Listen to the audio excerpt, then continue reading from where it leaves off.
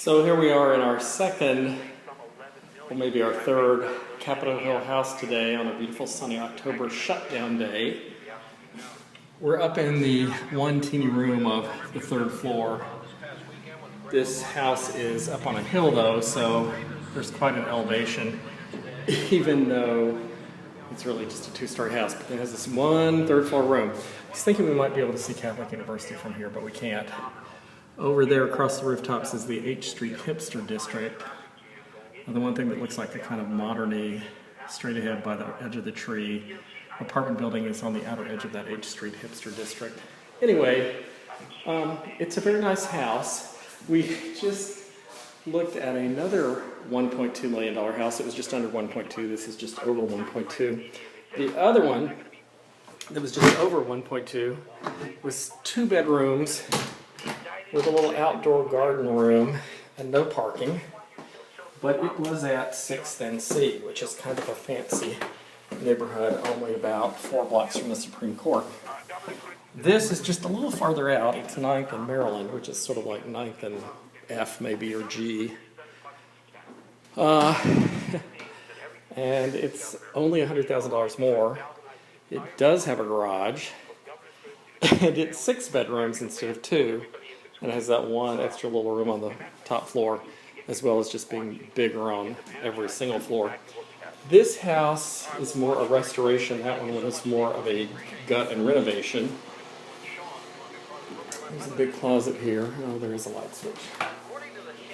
And even though it's a restoration, they actually, some things like the kitchen and bathrooms, they are more like, they're brand new, but they're done in a style that kind of fits the house. Now here's an actual old single pane wood window. Anyway, it's a very nice house.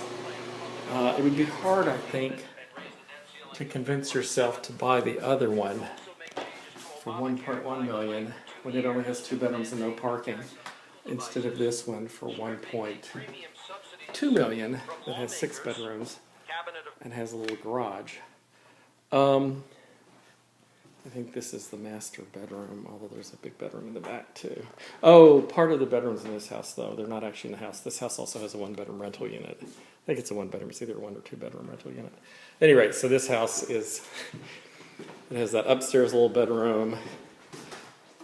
Then it has these 3 on this floor. So it is a 2-bedroom rental unit.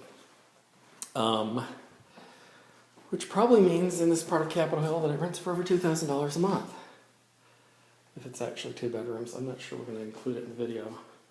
You can see how these bathrooms are also all recently redone very nicely, but to fit the character of the house. This house has these, I think, pine floors, has these transoms. The woodwork is fairly thickly painted. Here's the back bedroom for the 4 bedrooms in the main house. So it's a house with 4 bedrooms really versus that one with 2 bedrooms. That one has no parking. This one has this little 1-car garage, which is a lot on Capitol Hill. Their backyards are about the same size. This one, though, also has a 2-bedroom rental unit downstairs, which is worth a lot of money. In terms of quality, this one's kind of more a restoration with renovated bedrooms and bathrooms. That one's more a renovation with a few elements, like the beam ceiling and the hardwood floors on the stairs being just restored. That one had new but not particularly attractive vinyl windows and a really lovely modernist balcony. This one seems to have old single pane windows. That one had lots of new skylights, newish skylights. This one has old skylights and not as many.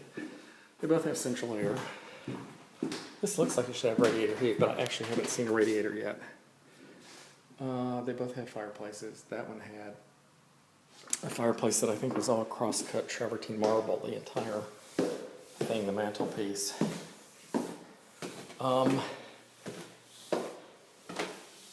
So I think most people would have to buy this one, just because it has this income-producing rental unit. It also has another huge fireplace here, which is both a restoration and a renovation. I mean, this this stone, this marble, is not original to the house, I don't think.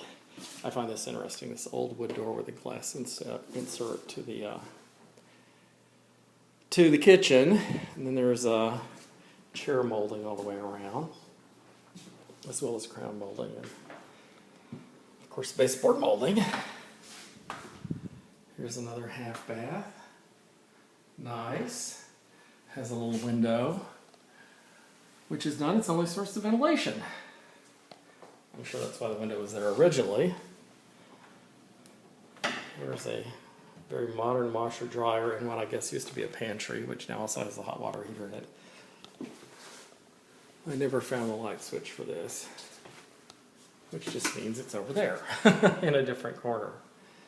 Anyway, and then it has this kitchen, which, you know, is kind of magazine beautiful. It has been staged. It's not the same kind of extremely unusual kitchen as the $1.1 million house. But, you know, if you didn't like it, it would clearly just be a matter of style and taste. There is nothing wrong with this kitchen.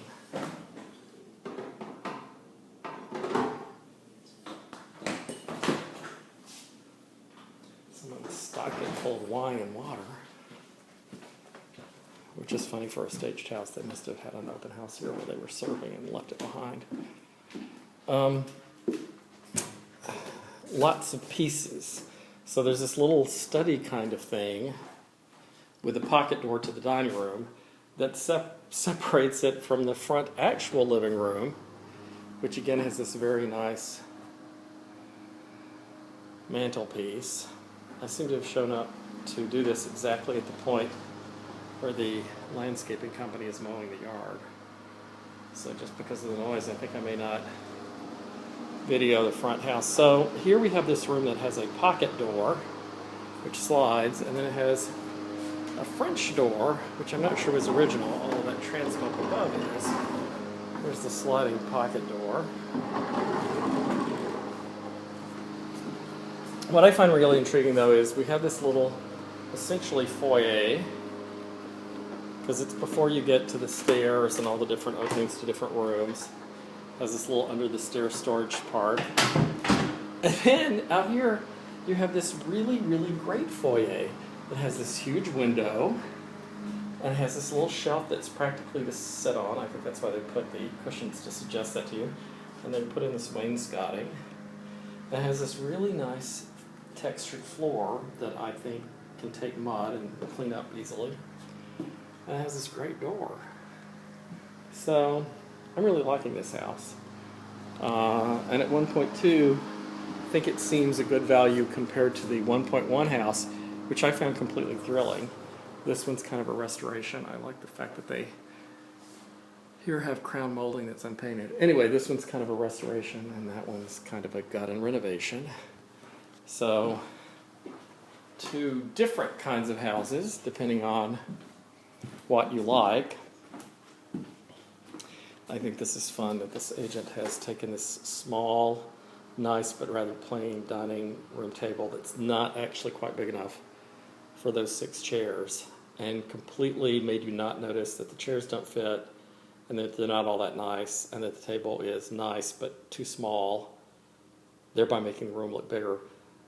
You don't see any of that because they put this great collection of crockery and this giant piece of silk and this fake orchid on top of the table, which I then put my bag on, sort of messing up her arrangement. But all that busyness that's so interesting in a certain way, at least in terms of just walking by it quickly, keeps you from noticing that the table is a little too small for the chairs, that the chairs are not that great, and that means the table is probably a little too small for the room, that like actually having 6 people in this room at an appropriate sized table means that the room would be rather full, and if the fireplace were going, you'd be too close to it, and you might not be able to walk around it really easily, and that this is really more of a 4-person table. It's very generous for a 4-person table, but it's not quite big enough to be 6, which then raises the question, is the room big enough for a 6-person table? I think it actually is. I think they just didn't have one. Anyway, I still like this house.